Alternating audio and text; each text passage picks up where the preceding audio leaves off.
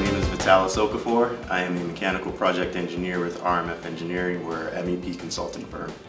My typical day starts off with, walk to the break room, get a cup of water, back at my desk, I review emails or phone calls from the day before. Next up, I'll go through my schedule to see if I have any meetings, design team meetings, client coordination meetings, to plan out my day and set aside a dedicated focus time to do production work, whether that be 3D BIM modeling, energy modeling, doing engineering calculations, and other design work that we need to produce our contract documents.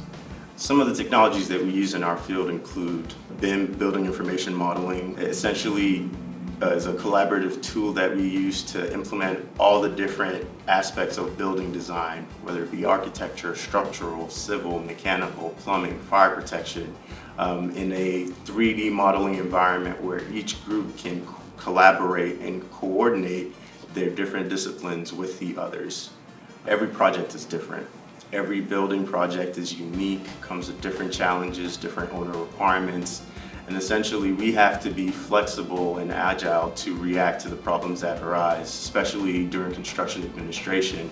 You might design things one way, but when it comes to actually building it, there are things you have to consider to make it work in the field. Personal qualities that'll help you in the field of engineering would be open-minded curiosity, right? Always being willing to search out the answers that you need for the problems that you're presented with. Another thing that's helpful in going about things with a thorough mindset, being able to drill down and do the research, or go down the rabbit hole sometimes, to find the answers that you need to solve those problems that you have. Chemistry is very important to mechanical engineering, particularly in our field in HVAC. Two of our biggest mediums of heat transfer are air and water, and it's very important to be able to drill down on the thermophysical properties of air, water, their components, and be familiar with the elements and the periodic table. Another big part of our work includes combustion, so we need to be familiar with your oxidation reactions, your stoichiometry, and these are things that you start to learn even in high school that you'll carry on through your career. I took classes such as trig, calculus, AP math in general, physics, science, chemistry, technical drawing, which is essentially drafting.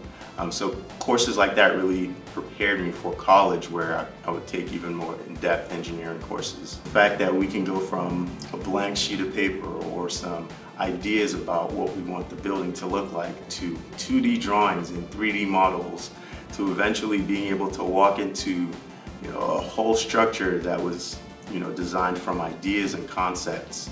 And eventually people get to work, live, play, learn in the buildings that we design and interface with the spaces in the manner that we intended for them to be.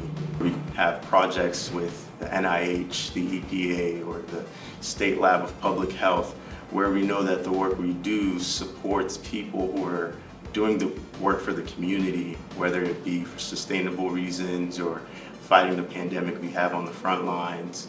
And that gives us a great sense of purpose that the buildings we design actually help other people who are in turn helping the community at large. For students who are interested in pursuing a career in this field, my advice would be to stay open. Mechanical engineering is a diverse field. There are several areas, several aspects of mechanical engineering that you can apply your trade in. So stay open, explore work opportunities and internships, and find something you're passionate about and give it your all.